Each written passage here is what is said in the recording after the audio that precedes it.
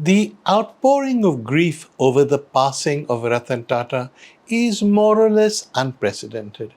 We've had businessmen, successful businessmen, who've died before. And while some people who knew them may have been sorry, people they'd enriched may have said, with great shame they've passed, we were very grateful for what they'd achieved. There's never been that sense of national loss which there is with Ratan Tata. And I think you know why. Because by the end, Ratan Tata had become more than just a businessman.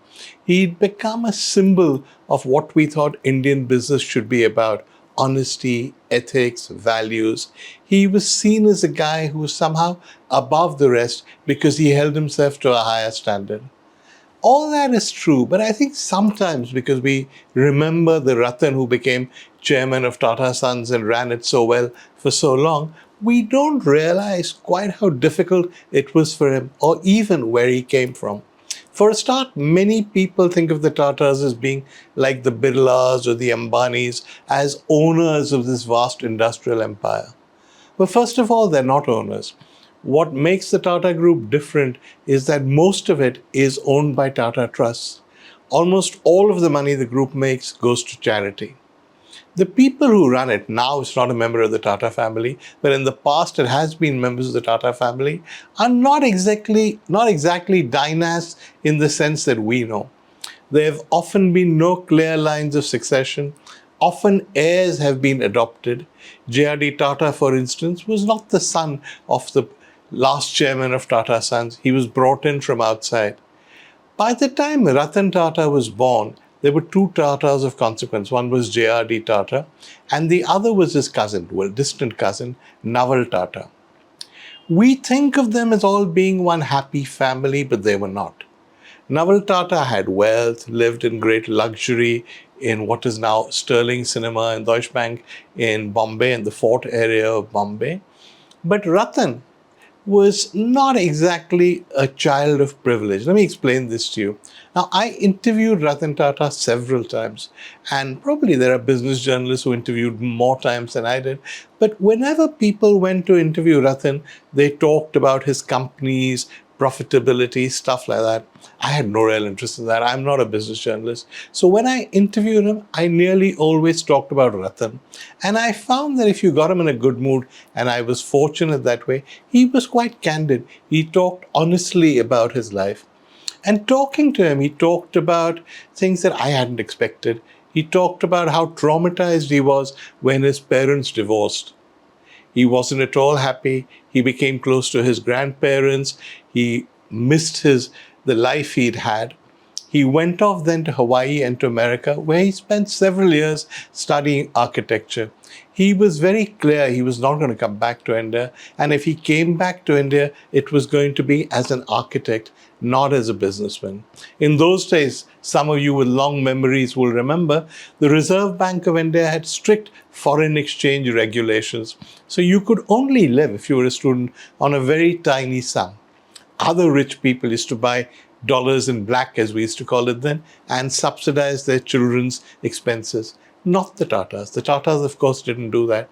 So Ratan didn't live a very prosperous life in America. He took jobs washing dishes to sort of make up the money and to give himself some pocket money. So he was quite content doing that. He loved architecture. He loved living in America. I think till the end, he had a slight American accent because America was very much the country he identified with after India.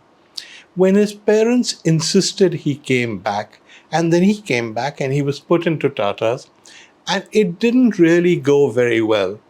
He ran an electronics company called Nelco, which he said, he was explaining that to me, actually did well. When he took it over, it was running at a huge loss. He made it profitable. He increased market share to 40%.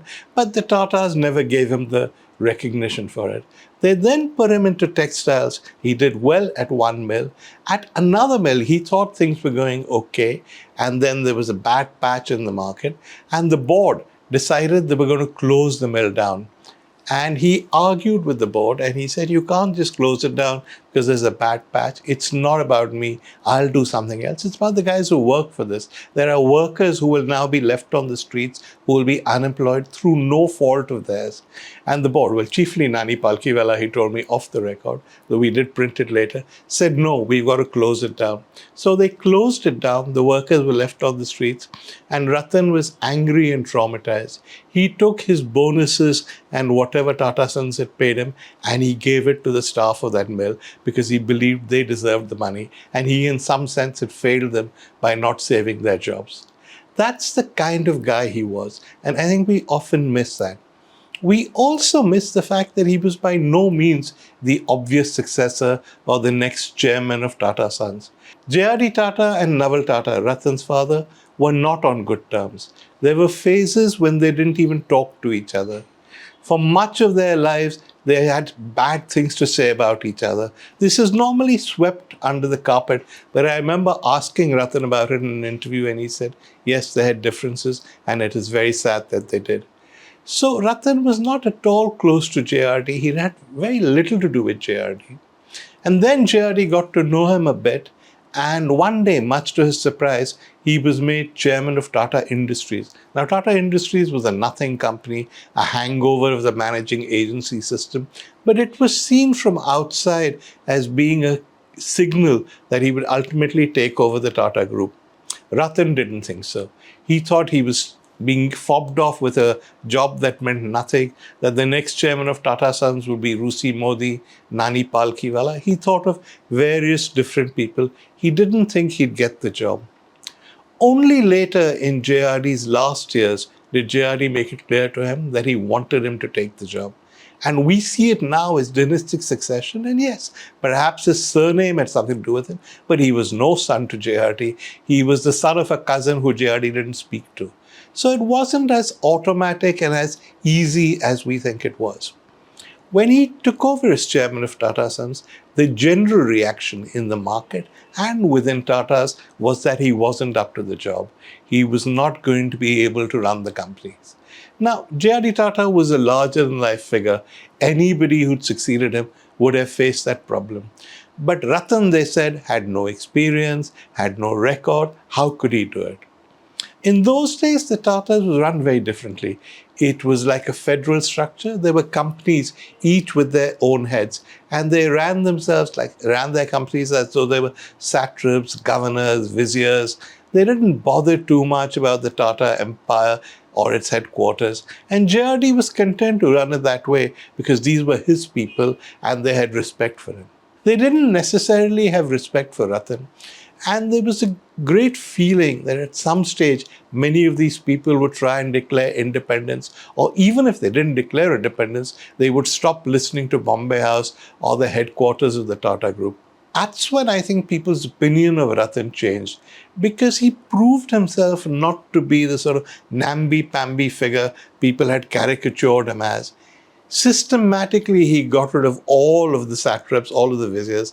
Some battles, like the battle at Tata Steel when Rusi Modi left, was particularly messy because Rusi Modi went to the press and said Ratan was a donkey and an idiot and stuff like that, which Ratan says hurt him enormously because he used to look up to Rusi. It got to the stage where Rusi had not been given executive control of Tata Steel, was still chairman, and J.J. Irani was running the company. And something was raised at a board meeting, and Rusi, as chairman, got up and walked out and said, I'm not coming back. So how do you run a company when the chairman won't attend meetings of his own board? So there was trauma, there was trouble. Stories appeared in the press suggesting that Ratan was knifing people who are more talented than him, that when he took over those companies, he wouldn't be able to run them well. And yes, he did have problems. For instance, Tata Motors Telco was, I think, a particular thorn in his side. When it lost money, he was abused. There was a violent strike in Pune. Nobody took his side. When he launched what was then his dream project, the Indica, a car called the Indica, which turned out to be a success, the general view was that he was a fool and he was launching a useless car. In fact, he said to me in an interview, people at Tata's told him, Ratan, distance yourself from this project because it's not going to work and you look like an idiot. Some irony. He said, when I refused to distance myself from the Indica, those people distanced themselves from me. But against the odds, he made it all work. He streamlined the Tata Group. He expanded it abroad. He bought things like Jaguar, Land Rover. He decided that the Tatas were going to be an international company. He decided that Indian managers, Indian skills could be exported, that India was as good as anywhere in the world. There was no reason we would have to be a third world country and be at the mercy of foreigners. And he did this subtly. He did this very sophisticatedly. He didn't say so in so many words. He moved in the sort of best circles. He was invited by Prince Charles to spend a weekend with them or whatever. But you never told that from the way Ratan looked or the way he behaved. I remember when he was chairman of Tata Sons, he still lived in the flat he'd always lived at, which was in a building in Colaba. It was not a poor man's life, but it was the kind of life any managing director or sales manager of a large company would have had. It was a life that suited him. He had dogs, he had no family, and he was content spending his time on the company and in devoting it to trying to do something of value for people. That's the other thing I remember about him. We know that the Tatas were committed to ethics and values, and the group is based on that. But what we sometimes miss is that people like Ratan, perhaps even more than JRD, were committed to people. Ratan's commitment was to human beings, to helping them, to making them reach their full potential. He did that within Tatas, he did that outside. He was deeply committed to making the world a better place. It was a side of him that wasn't that well known because he never spoke about it. He was remarkably shy till the end. And because he was shy, people thought he was unapproachable. People thought he was snobbish, arrogant. He was actually none of those things. And I remember asking him once, and he was a little taken aback. I said, "Tell me, you do all this, but are you lonely?" And he kept quiet for a while and he thought about it. And he said, "Yes, I am lonely." So I said, "Well, why?" He said, "Because I am too diffident to do anything about it." And that's an extraordinary admission for a man in his position to make. But you had the sense that he had made his peace with that. He had made his peace with being lonely. He had made his peace with not trying to be popular, trying to do the right things, to take the right decisions. He was, in those respects, a remarkable man. And when you see how he created an empire that was different from what JRD had created, that was in tune with modern times, and that was yet true to the values of the Tatas, there is much to admire. When I see the grief all around us, I understand it. And I think all of us we wish that he'd been around longer perhaps, or really, we wish there were more Ratan Tatas.